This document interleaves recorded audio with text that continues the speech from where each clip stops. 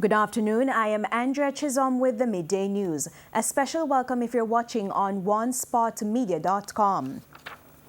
Students and staff at the University of Technology UTECH on Old Hope Road in St. Andrew followed through on plans to protest inadequate financial assistance from government. Decked out in black clothing and armed with placards, they stressed they have complained about the disparity between subventions given to the University of the West Indies and UTECH. They want the Andrew Holness-led administration to address the issue. Deserve more. We get significantly less than other universities, and I must say it is not that we are comparing ourselves, but what is it that the criteria outlines for us to get subventions? A UTECH student gets approximately $140,000, $901 to be exact. We have our counterparts getting approximately $490,000. We have high schools 7 to 9 getting $202,000. On what premise does UTECH deserve such underpay? And the Education Ministry says Finance Minister Dr. Nigel Clark is to meet with representatives of UTECH today to continue negotiations. In an interview with our news center, Mr. Reid says the government will not be negotiating with a gun at its head. How the negotiation take place is that generally the parties negotiate with the management of the University of Technology, and they send their agreement or proposed agreement to the government. Now that's where Minister Clark comes in. So Minister Clark would not have been party all along to these negotiations. So when the parties would have arrived at an agreement, they take the proposal to the government to pay. Now the Minister of Finance now will have to evaluate the proposal and determine whether he agrees with the proposal and how he's going to find the funds to fund the agreement. So that is the process. Mr. Reid says the issue is mainly because UTECH has expanded several of its programs and hired several persons without approval from government. He insists the government cannot give grants for positions that were not approved. We need to settle the University of Technology establishment in the first instance, and there was a local level arrangement which the Ministry of Education, Youth and Information, that is where we are at. So no amount of threat is going to move that position, because with the greatest respect, that is a process that must be followed. So all the red herring about the difference in subvention, the difference in subvention would have occurred precisely by what I have said, because over the years, without the approved establishment, the university would have gone ahead, expanded their program, hired staffing, without government providing subvention. That's why they are there. And then second, as I said, they now come back and say they want relativity adjustment relative to the University of the West Indies, and it doesn't work that way. Local Government Minister Desmond McKenzie says in short order, Parliament will consider increasing fines under the Anti-Litter Act. He made the announcement at the handing over ceremony of 11 new trucks to the National Solid Waste Management Authority yesterday. We have details in this report. 12 new garbage trucks purchased out of a $320 million allocation in the 2019-2020 estimates of expenditure. But on Tuesday, only 11 of those units were handed over to the National Solid Waste Management Authority, the NSWMA. At the handing over ceremony, Local Government Minister Desmond McKenzie explained the 12th unit is still with the dealer. While this latest fleet of new trucks is expected to ease the island-wide problem with garbage collection, Mr. McKenzie believes there is a bigger issue at hand. He's pushing for stiffer penalties for those who continue to illegally dispose of solid waste. 42 new trucks might not change the thinking of many Jamaicans. But sometimes you have to juke somebody where it hurts. And when people start to feel a little pressure in their pockets, or even look at doing some prison time, then people will start to think differently about their civic responsibility. He says, along with NSWMA officials, he has reviewed the legislation under the Anti-Litter Act to increase the fines. And we have been going through that now over the last couple of weeks. And today, this morning, when we meet, will be the final sit down before we send back the legislation to cabinet and for me to take it to parliament to table this bit of legislation. Rashid Masters, TVJ News. Meanwhile, Mr. Mackenzie says the government will have a lease arrangement with the local and overseas trucking companies. Under the arrangement, NSWMA will acquire 100 additional trucks. The investment that we are going to be making in the new set of trucks, the procurement process is presently on the way, where we are going to be leasing 100 trucks to put into the service of the National Solid Waste Management Authority. A mother of two is appealing for help after fire destroyed her house and belongings in East Albion, St. Thomas yesterday.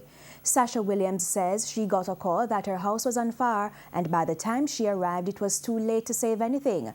The Yalas Fire Department carried out cooling down operations. Ms. Williams is asking for help with basic items, especially for her 14 and 15-year-old sons. If you want to help fire victim Sasha Williams, call her at 805-1381. That's 805-1381.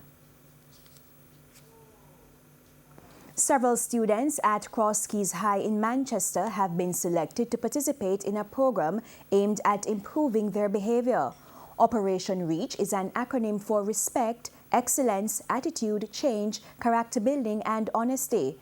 Former Jamaica Teachers Association President Georgia War Richards says the 18-week initiative will be used to instill fundamental values which she stressed are lacking, particularly among young people.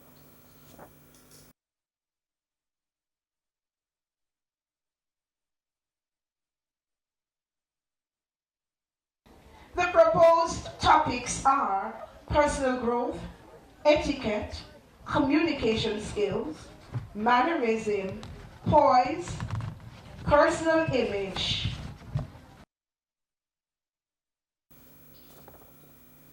And of course, it's an 8-week initiative at Cross Keys High. Meanwhile, students at Cross Keys High have made a business out of the government's push to ban sugary drinks in schools. They've launched a natural juice making business, which they hope to expand locally.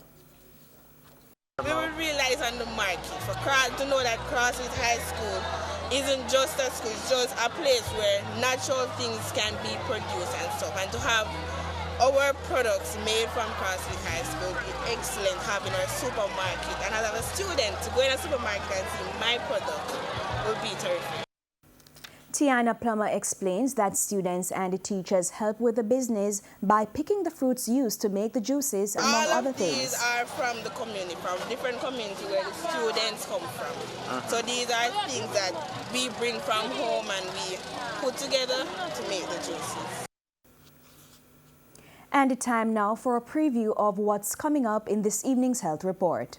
In the next edition of the health report, we look at ear infection and breastfeeding. Spread of the infection into the bloodstream, causing what we call sepsis.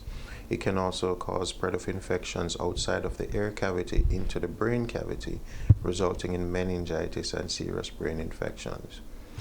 In addition to that, it can at times affect nerves that are passing close to the ear. One particular example is a nerve that moves your face. So that nerve can actually become paralyzed in severe infections. That's the health report this evening in Primetime News. And now for today's healthy living tip. Wash your hands often. Avoid overly crowded areas. Avoid secondhand smoke. And keep immunizations up to date. And in news overseas, the Haitian Prime Minister has labeled 8 persons as terrorists as they were arrested over the weekend for illegal possession of weapons. The Prime Minister's remarks come after weeks of deadly violence in the country. We have details from the CNN. 8 men arrested in Haiti, 5 of them Americans. Police say they were heavily armed. The country's prime minister now calling them terrorists.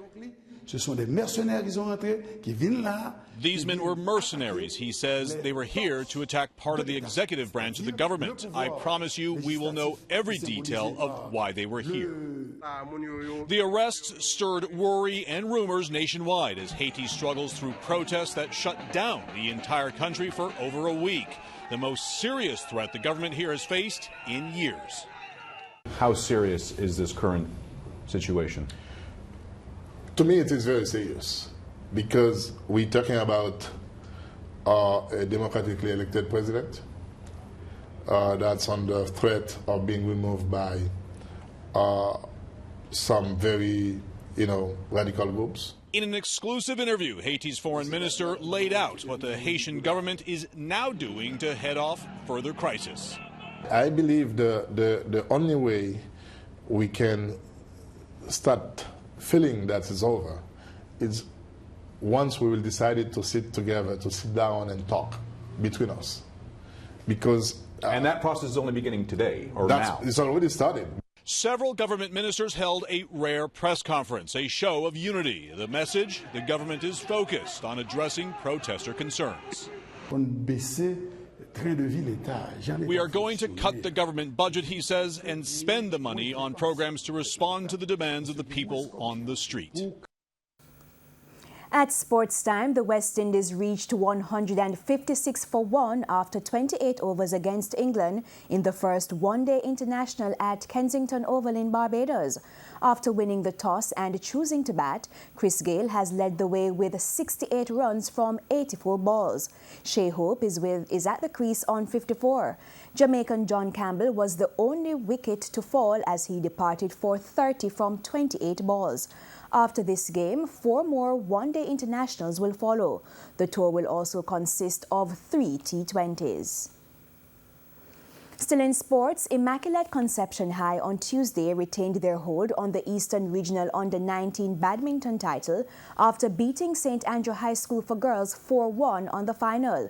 St. Andrew's captain Talila Townsend first defeated her opposite number, Nia Bryce Harris, in straight set 21-8, 21-5. But Immaculate was given the second singles match after Chanel Russell of St. Andrews sustained an injury in her game against Leanne Shai. And with Russell also out of the doubles contest, it meant the winners at St. Andrews needed to win one of the remaining 2 games to dethrone Immaculate. However, Immaculate's team of Bryce Harris and Aaliyah Walker dismissed Haley Toller and Aliana Hutchinson 21-5, 21-10 in the first doubles.